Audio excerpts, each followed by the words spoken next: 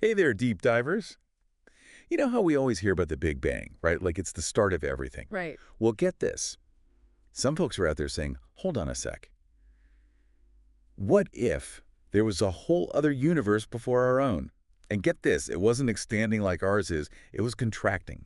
Wild, right? Yeah. So we're diving into this new paper, fresh off the press from the Journal of Cosmology and Astroparticle Physics. And let me tell you, it's a wild ride. Yeah. They're going deep into this mind-blowing idea. It's called the ekpyrotic universe. Basically, picture this.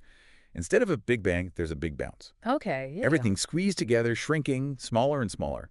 And then, bam, it bounces outward and becomes the universe we know and love. But hold on, because it gets even weirder.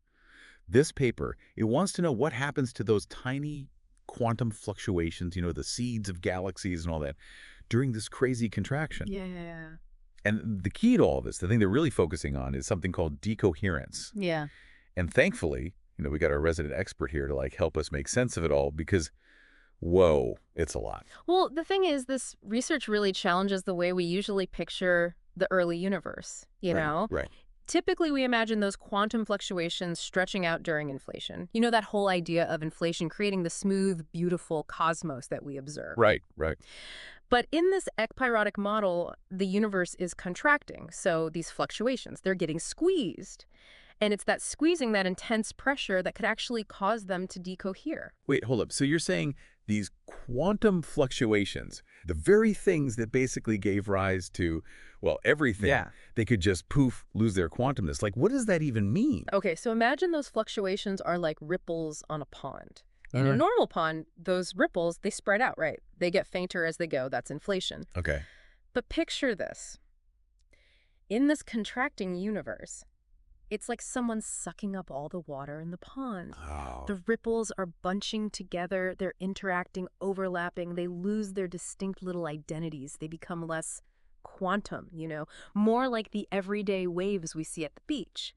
That's decoherence in action. okay. I think I'm starting to wrap my head around this. Yeah. So it's not your average run-of-the-mill universe anymore. This is like cosmic crunch time. Right. So if these fluctuations are decohering, what happens to them? Do they just vanish, like disappear into thin air? Well, that's the million-dollar question, isn't it? This paper, they use some seriously intense math to track these fluctuations as they evolve during the contraction. Oh, well. And what they've found is pretty interesting. So while these fluctuations do seem to lose their quantum character, they don't necessarily disappear completely. It's like they might be leaving behind an imprint, a subtle signature. An imprint, so like a cosmic fingerprint. Exactly. Even though the universe is contracting, some information from those early moments might still be hanging around. Precisely. And this is where things get really exciting. This is where things get really exciting. The paper suggests that we might be able to see this imprint, this echo of decoherence in the cosmic microwave background, the afterglow of the Big Bang. Right. Okay, hold on a second. We're talking about seeing evidence of something that happened before the Big Bang, etched into the oldest light in the universe. That's some serious cosmic detective work. It is. Think about it. Our whole understanding of the Big Bang, it's largely based on what we see in the cosmic microwave background, right? Right. Those subtle temperature variations, those hot and cold spots, they tell a story. But what if, and this is a big what if we've been misinterpreting that story? Okay, you're blowing my mind here. Yeah. So what kind of misinterpretations are we talking about? How would this ekpyrotic model, with the contraction and all that, how would it change our reading of the cosmic microwave background? Well, the standard model, the inflation model, it predicts a very specific pattern of these hot and cold spots. Right. And it's a pattern that we've largely confirmed, by the way. Right. But the ekpyrotic model, with its contracting phase and this whole decoherence thing, it predicts something a little different.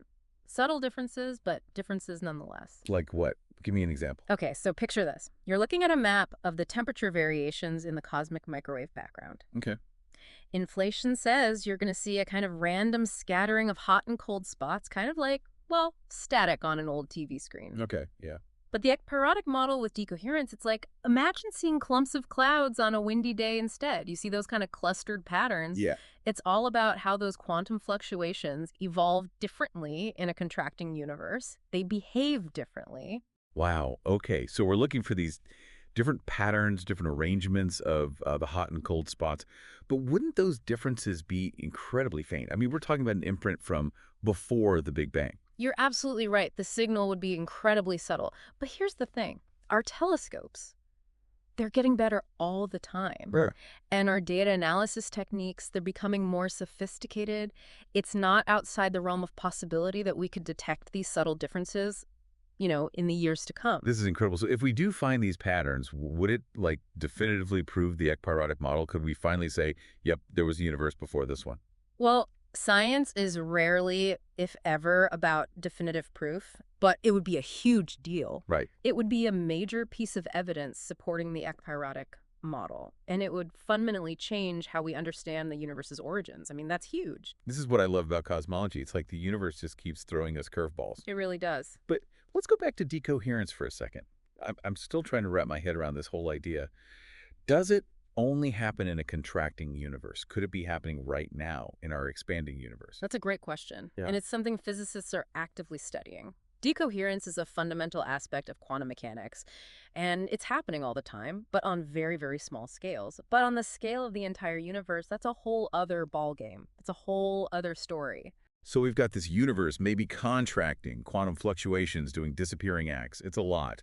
But here's what's really got the gears turning, right? If this ekpyrotic model is the real deal, what was happening before the contraction, where did that initial, seed of a universe come from? You're hitting on one of the biggest mysteries in cosmology for sure.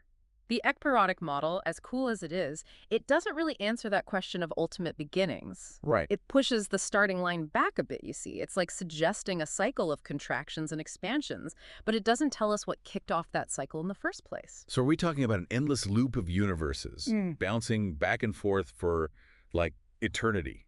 That's almost more mind-boggling than a single Big Bang. It's a possibility. Some physicists are out there proposing models where the universe goes through these cycles of expansion and contraction, almost like a cosmic heartbeat. And get this, each cycle, it could leave these faint traces in the next one, like echoes of a universe gone by. Hey, now you're really messing with my sense of time and space. But this is what makes these deep dives so fascinating.